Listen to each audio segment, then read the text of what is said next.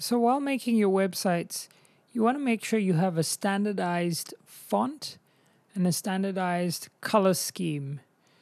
So in this lesson, we're going to choose our fonts and color scheme for the entire website. So I'm just going to have a scroll through and check if there are any fonts and colors here that I like. So I actually like this red over here. So I'm going to click on the strip here. Click change the strip background, check the settings, and check this red. So this is the red here, and you can see the code of the red here. Now, if I wanted to customize the color, I could add my own color,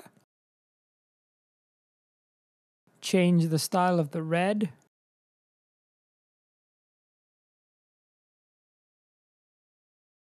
but I'm going to just use the red that's here, and I'm actually just going to copy this.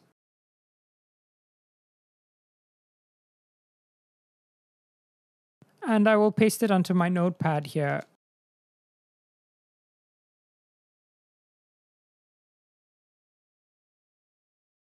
So I like this font style here. It's very simple and clean. Let's check what it is. It's a heading 1 Questrial font. Okay, so I'm going to write here that my heading font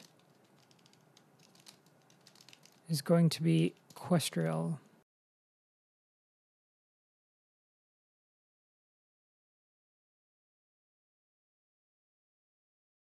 I've decided I would like to just keep this font style, which is the Questrial font.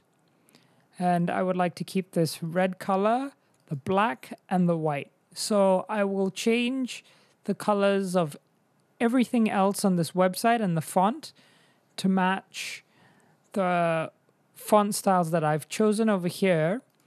And I will probably add one more type of font.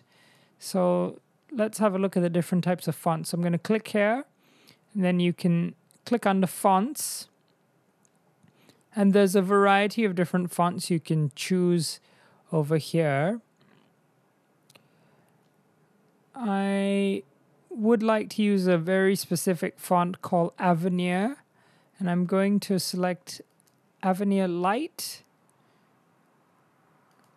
Or maybe I will try just Avenir.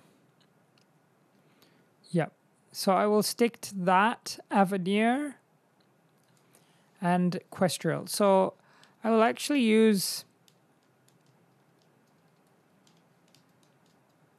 Avenir to be my heading fonts, and I'll use Questrial to be my text font.